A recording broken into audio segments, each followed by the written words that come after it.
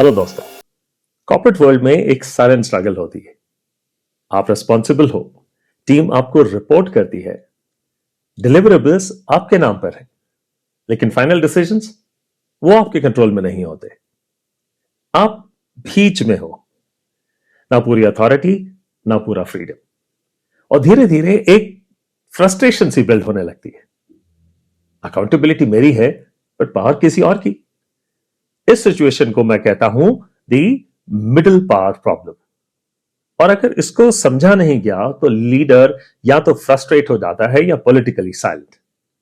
आज का एपिसोड इसी गैप को डिकोड करेगा। मिडिल लीडरशिप सबसे कॉम्प्लेक्स पोजीशन होती है। टॉप लीडरशिप के पास होती है अथॉरिटी और जूनियर टीम्स के पास होती है एग्जीक्यूशन की क्लैरिटी। और मिडिल लेयर, उनके पास एक्सपेक्टेशंस ऊपर से, एग्जीक्यूशन नीचे से और कंट्रोल लिमिटेड। ये रोल नेचुरल टेंशन क्रिएट करता है। और अगर आप इस टेंशन को समझ नहीं पाते तो आप रिएक्टिव हो जाते हो। कभी टीम को पुश करते हो, कभी सीनियर मैनेजमेंट को ब्लेम करते हो, लेकिन दोनों सिचुएशंस में कंट्रोल आपके पास नहीं आता। सबसे डेंजरस माइंडसेट क्या होता है? मेरे पास पावर नहीं है। यह स्टेटमेंट पार्शली ट्रू होता है लेकिन इनकंप्लीट होता है। रियलिटी यह है, आपके पास पोजिशनल अथॉरिटी लिमिटेड हो सकती है लेकिन आपके पास इंफ्लुएंस कैपेसिटी होती है। और जब लीडर इंफ्लुएंस बिल्ड नहीं करता तो वो डिपेंडेंसी और फ्रस्ट्रेशन के फेज में रहता है। Understand this important distinction. Control नहीं का मतलब यह नहीं कि इंपैक्ट नहीं है।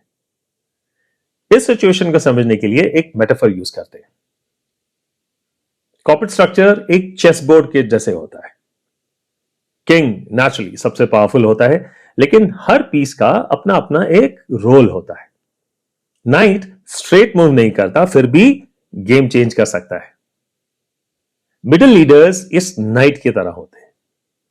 उनका मूवमेंट डायरेक्ट नहीं होता लेकिन स्ट्रैटेजिक जरूर होता है। अगर आप सिर्फ डायरेक्ट अथॉरिटी पर डिपेंड करते हो तो आप लिमिटेड हो जाते हो। अगर आप इनडायरेक्ट इन्फ्लुएंस समझ लेते हो तो आप गेम को चेंज कर सकते हो। मिडिल लीडर्स अपनी पावर खुद लूज कर देते हैं। वो कैसे? Number 1, escalation dependency.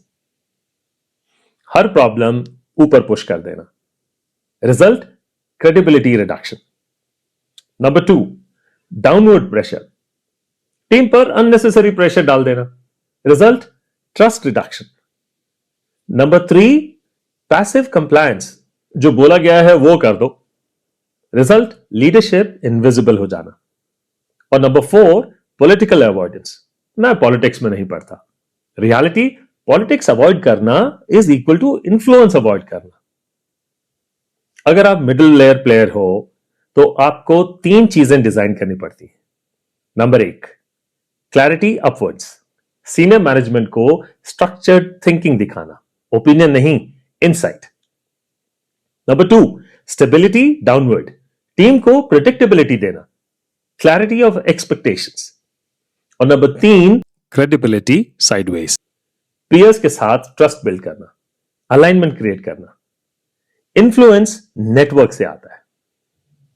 Corporate middle layer में एक प्रॉब्लम होती है, अथॉरिटी गैप। और फाउंडर इकोसिस्टम में एक प्रॉब्लम होती है, को फाउंडर का मिसअलाइनमेंट।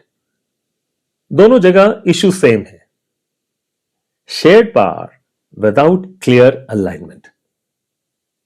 मिडिल लीडरशिप एक अनकंफर्टेबल स्पेस है, ये सब मानते हैं, लेकिन यही स्पेस रियल लीडरशिप डेवलप करता है कि नहीं? अगर आप सिर्फ अथॉरिटी का वेट करते हो तो आप डिले करते हो, लेकिन अगर आप इंफ्लुएंस बिल्ड करते हो तो आप ग्रो करते हो। नेक्स्ट टाइम जब आपको लगे मेरे पास पावर नहीं है, पॉज करके अपने आप से यह पूछो, क्या मेरे पास इंफ्लुएंस भी नहीं है या मैंने उसे डिजाइन ही नहीं किया? यही डिफरेंस है पोजीशन बेस्ड लीडर और एक इंपैक्ट बेस्ड लीडर के बीच।